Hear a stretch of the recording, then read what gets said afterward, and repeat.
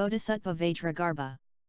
Then Bodhisattva Vajragarbha rose from his seat in the midst of the assembly, prostrated himself at the feet of the Buddha, circled the Buddha 3 times to the right, knelt down, joined his palms, and said, "O world-honored one of great compassion!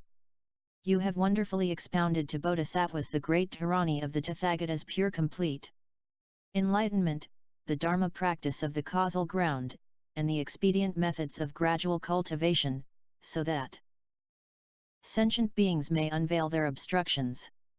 Because of your compassionate teaching, all in the assembly have cleared away illusory illnesses of the eye and their wisdom eyes have become pure. World-honored one, if sentient beings have intrinsically accomplished Buddhahood, how can there be so much ignorance? If all sentient beings originally have ignorance, why does the Tathagata say that they have intrinsically accomplished Buddhahood? If sentient beings in all 10 directions intrinsically accomplished the Buddha path and afterward gave rise to ignorance, then when will the Tathagata give rise to vexations again?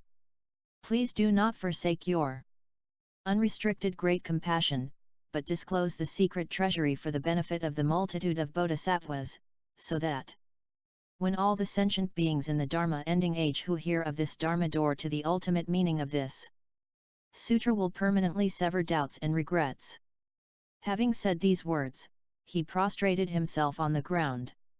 He made the same request 3 times, each time repeating the same procedure.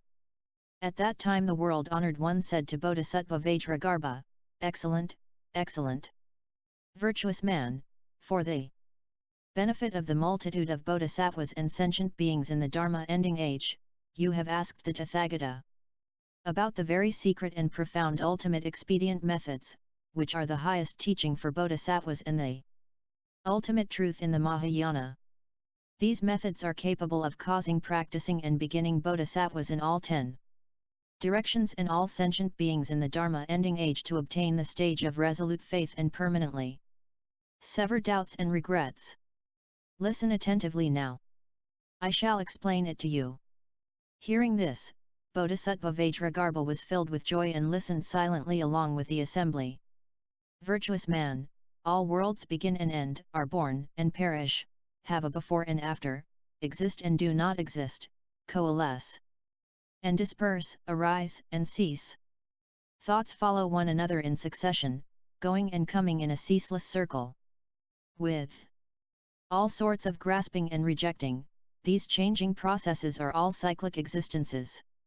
If one were to discern complete enlightenment while still in cyclic existence, then this nature of complete enlightenment would have the same nature as the turning flow of cyclic existence. If one wished to be free from cyclic existence, then there would be no place where complete enlightenment could exist. For instance, when one moves one's eyes, still water appears to have waves; when one fixes one's gaze, a circling flame appears to be a wheel of fire.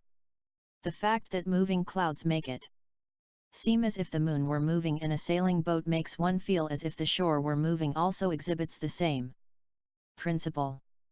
Virtuous man, while the motion is going on, it is impossible for those things to be still. How much more would this be so if one were to discern the complete enlightenment of the Buddha with the defiled mind of birth and death, which has never been pure? How could it not appear to be in motion? For this reason, you gave rise to these 3 doubts. Virtuous man, for example, because of an illusory illness of the eye, a flower is falsely seen in an empty sky. When the illusory illness of the eye is eliminated, one does not say, "Now that this illness is eliminated, when will other illnesses arise?" Why? Because the illness and the flower are not in opposition. Likewise, when the flower vanishes into the empty sky, one does not say, "When will flowers appear in the sky again?" Why? Because the sky originally has no flowers. There is no such thing as appearing and vanishing. Birth and death and nirvana are like the appearing and vanishing flowers in the sky, while the perfect illumination of wondrous enlightenment is free from flowers or illnesses. Virtuous man, you should know that the empty sky does not temporarily exist and then temporarily not exist. How? Much more so in the case of the Tathagata, who is in accordance with complete enlightenment, which is comparable to the equal intrinsic nature of empty space. Virtuous man, it is like smelting gold ore. The gold does not exist because of the smelting. As it has become perfect gold, it will not become ore again. Even after an inexhaustible period of time, the nature of the gold will not deteriorate. Therefore, one should not say that gold is not intrinsically perfect in itself. Likewise, the same holds true with Tathagata's complete enlightenment. Virtuous man, the wondrous and completely enlightened mind of all Tathagatas is originally without bodhi or nirvana. It has nothing to do with accomplishing Buddhahood or not accomplishing Buddhahood, illusory cyclic existence or non-cyclic existence. Virtuous man, even the Sravakas, who have perfected the state where the karmic activities of body, mind, and speech are entirely severed, are still unable to enter the nirvana that is personally experienced and manifested by the Tathagata. How can one possibly use one's conceptual mind to measure the realm of the Tathagata's complete enlightenment? It is comparable to using the light of a firefly to scorch Mount Sumeru. One would never be able to burn it. He who attempts to enter the Tathagata's ocean of great quiescent extinction by using the cyclic mind and giving rise to cyclic views will never succeed. Therefore, I say that all bodhisattvas and sentient beings in the Dharma Ending Age should first sever the root of beginningless cyclic existence. Virtuous man, contrived conceptualizations come from the existence of a mind, which is a conditioned conglomeration of the six sense objects. The conditioned impressions of deluded thoughts are not the true essence of mind, rather, they are like flowers in the sky. The discernment of the realm of Buddhahood with such conceptualization is comparable to the production of empty fruit by the empty flower. One merely revolves in this entanglement of deluded thoughts and gains no result.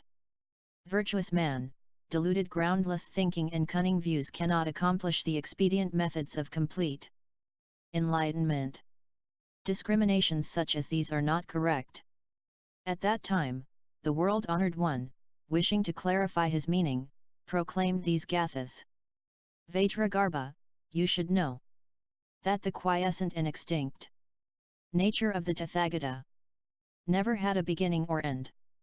To conceptualize this with the cyclic mind results in rotations in cyclic existence. One will then remain in cyclic existence, unable to enter the ocean of the Buddha. Like smelting gold ore, the gold does not exist as the result of smelting. Though it regains the original golden quality, it is perfected only after the process of smelting. Once it becomes true gold, it cannot become ore again. Birth and death and nirvana, ordinary beings and all Buddhas, are but appearances of flowers in the sky. Conceptualizations are illusory projections. How much more so are such questions asked with an illusory mind? If one can put an end to this illusory mind, complete enlightenment can be sought.